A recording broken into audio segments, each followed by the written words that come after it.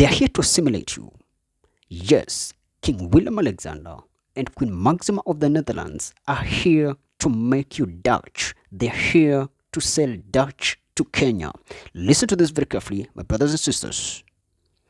The royal visit of the King and the Queen of Netherlands to this country is a very monumental one in so many ways. When they landed in this country, they went straight to the State House. And there was several ceremonial activities that happened there, and I want us to start with them. First of all, they were received with the 21 gun salute by the Kenyan military, which is a formal ceremony for visiting kings and queens and presidents. And afterwards, they went to lay wreaths on the tomb of the unknown warrior, which basically is laying wreaths on the tombs of some of the freedom fighters of this country to pay tribute and homage to them for their efforts in their war or their fight for liberation of this country. And that's where the story begins. This couple is laying wreaths on tombs of the freedom fighters of this country, while the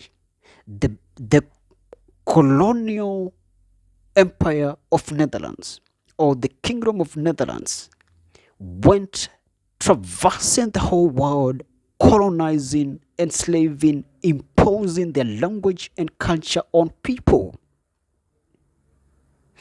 Listen, on the onset of colonialism across the world, even way back before the Berlin Conference, there's something that Europeans learned that a lot of countries and nations have not learned to this day. And this was very, very important. This was a milestone, a groundbreaking sort of discovery or idea. And this was, if you make people speak your language, if you make people behave like you make them your slaves, you make them your servants. If you can make people speak your language, if you can impose your culture on people, on other people, you assimilate them into your family. You make them your family. You make them an extension of your family. And look at this very carefully. And even it's even referenced or expressed very explicitly in the Bible, in the the Tower of Babel, where these people were building the Tower of Babel, and they had scaled so much height that even God himself had to come down and confuse the languages and disperse them each to their own way, because the unity was in the language. And it is said very explicitly that a people united cannot be stopped. And the unity was grounded on the language. Understand that, because that's very important. So the Europeans knew that if you make people speak your language, you make them part of your family. Now, there were fears from, there were fears that other nations and other people were multiplying so much and so rapidly that it was a real threat to the Europeans. And look at the Chinese today, look at the Indians today, just how many people are in China, how many people speak the Mandarin language. And let me surprise you, there's no single nation in the world that can fight and beat or conquer China. There's no single nation in the world that can beat 1 billion Chinese speaking Mandarin.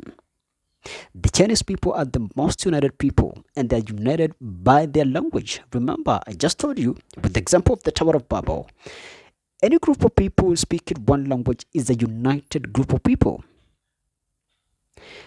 If look at the biggest languages today, or the most spoken languages today, English is the most spoken language today, with 1.5 billion people speaking English. But all these people are not in one nation. They're dispersed across the world.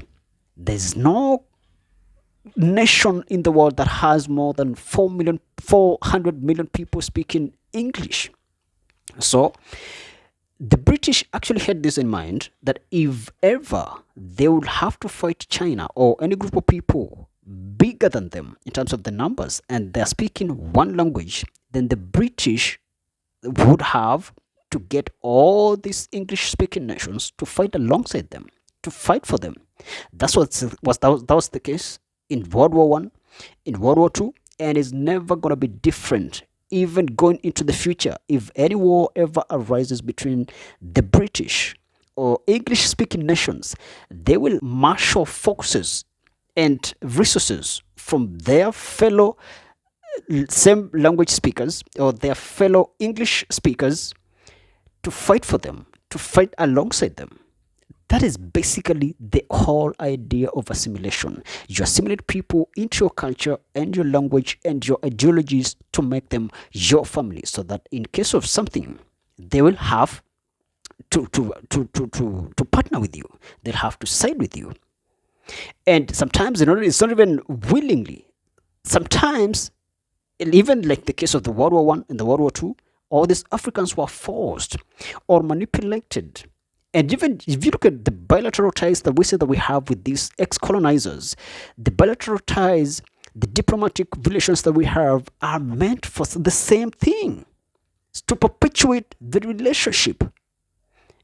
It's a sick or it's a dirty kind of relationship, very toxic one, but that is the whole essence of perpetuating these relationships. They want to keep us close to them. They want to keep us as part of their family, so that in the event that there is hostilities between them, the British or the French, which are French speaking, and they're fighting with any other group of people speaking a different language, they will marshal all the nations speaking their language. If it's French, they will take all the French speaking nations to fight for them, fight alongside them, because they still have all these bilateral and diplomatic ties.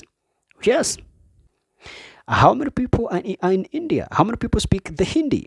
So the Europeans realized, if we let these nations grow and multiply, speaking same language or one language, they gonna eventually they will conquer us. Eventually they will overcome or they will overwhelm us, because with these numbers or these people speaking one language, they are unstoppable. It's a formidable force.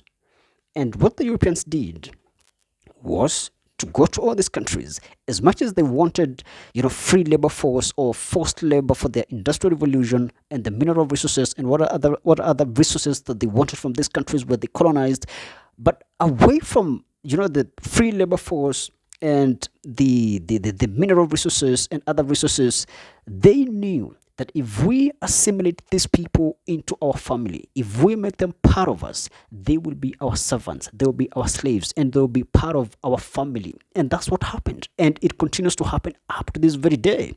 And you can see this very well in the First World War and the Second World War. When these wars started, the Europeans came picking the African people that spoke their languages.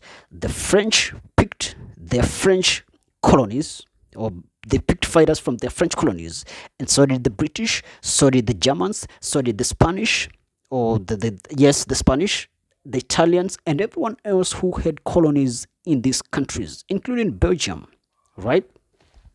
And the African conscripts who were forced to fight for the Europeans were forced or they were recruited on the basis that they spoke one language with these colonizers. They were recruited because they were speaking the same language with the colonizers. If they were not speaking the same language, if they couldn't understand one another, there's no way they would have been conscripted. So the conscription was on the basis of the fact that we were speaking the same language as these Europeans. And let me tell you something, and this is a surprise for you. If another war arose today, if another war came up today in the world, and the Europeans have to fight some other groups of people, they would still come for fighters from these countries that still speak their language, because we are their slaves, we are their servants. As long as you speak a foreign language, you are a slave and a servant to the people that you speak their language. the powers that you speak their language, you are the servants. So if another war rose or came up today and the Europeans have, have to fight other groups of people, they would still come for these Africans that speak their language, whether by force or by skilled agreements or by some negotiations, or if they would have to pay us to fight for them, they would still come and we would chart the way forward. We would still agree to it, because that's basically what it is. Understand this very carefully. And I'm talking about assimilation. If you assimilate people to your culture, they become part of your family and they become your servants. And when I say that the king of the Netherlands and the queen of the Netherlands, King Willem and Queen Maxima, are here to sell Dutch to this country, it is actually true. They are coming here to assimilate us to the Dutch culture. They want us to be part of their family, and they're not here, to benefit us. They're not here to help us. They're here to assimilate us to their culture so that they can use us to fight their fights, trade with them unfairly, become the clients or the customers or the consumers of the products, okay, again on unfair terms, because this is a colonial power and it never changed. It still is a colonial power. Netherlands is still a colonial power. Look at what they're doing in South Africa, right? So they're here to make us like them. They're here to make us their family, so that we become the servants. We continue being the slaves, because even right now, what are we, right? So these people came here surreptitiously to sell the Dutch agenda to this country, the Dutch narrative to this country, the Dutch ideologies to this country, and even this kind of speech that he gave, speaking outrightly against the abductions and the violation of human rights by the police when they unalived all these Gen Zs during the protest. That is virtue signaling. Basically, where someone acts or demonstrates a behavior that is in support of a certain cause, but it's not a genuine feeling. It's not a genuine expression. It's bogus. So these people are here to make us Dutch. They're sending the Dutch culture to us, and they are here for their benefit. It's a sham visit. And remember, if you can make a people speak your language, if you can make a people behave like you or adopt your culture, those people become your slaves automatically. They become your servants automatically. And that's what's been happening to Africa. They forced us, and they're still perpetuating imperialism. It is true that we don't speak Dutch in this country, but the fact that they are bringing their political ideologies here, the social ideologies here, and other forms of ideologies and narratives to this country, and imposing it to us, or just drilling it into us through these surreptitious forms of deception, we are Dutch. We are acting Dutch. And in this case, we're even worse because we are the umbrella in the relationship. This is not an equal rights relationship. This is a slave-master kind of relationship. So, even if we don't speak Dutch, by accepting these people and keeping all these diplomatic ties, all these bilateral relationships, we still are hooked on the Dutch ideology, the Dutch narrative, the Dutch culture, and we, in this case, are their servants. And by the way, there's no bigger scam than a monarchy.